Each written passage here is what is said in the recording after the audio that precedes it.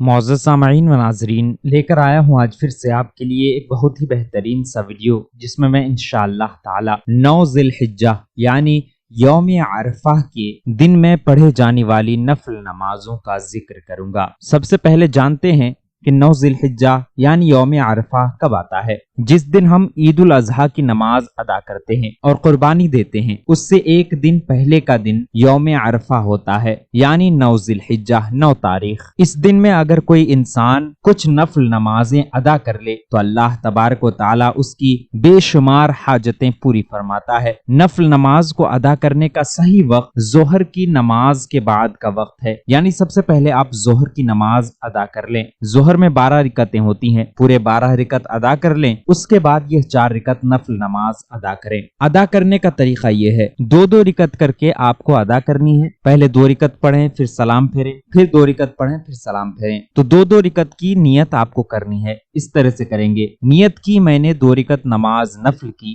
اللہ تعالیٰ کے لیے، منہ میرا کعبہ شریف کی طرف، اللہ اکبر یہ کہہ کر آپ نیت باندھ لیں۔ نیت باندھنے کے بعد دونوں رکعتوں میں ایک ایک بار سورہ فاتحہ یعنی الحمدللہ رب العالمین کا سورہ پڑھیں گے۔ اس کے بعد 3 مرتبہ دونوں رکعتوں میں سورہ کافرون یعنی قل یا ایھا الکافرون کا سورہ پڑھیں گے۔ اس کے بعد دونوں ہی رکعتوں میں 21 مرتبہ 21 ٹائمز سورہ اخلاص پڑھیں گے، یعنی قل هو اللہ احد کا سورہ۔ اس کے بعد آپ رکوع کریں، سجدے کریں اور پھر سلام پھیریں۔ یہ 2 رکعت آپ کی مکمل ہو گئی۔ پھر سے آپ کھڑے ہو جائیں اور پھر 2 رکعت نفل نماز کی نیت کریں۔ اس طرح سے نیت کی میں نے 2 رکعت نفل نماز کی اللہ تعالیٰ کے لیے، منہ میرا کعبہ شریف کی طرف، اللہ اکبر۔ نیت باندھنے کے بعد ان دونوں رکعتوں میں بھی پہلے ہی کی طرح ایک بار سورہ فاتحہ، 3 بار سورہ کافرون اور 21 مرتبہ سورہ اخلاص پڑھیں گے۔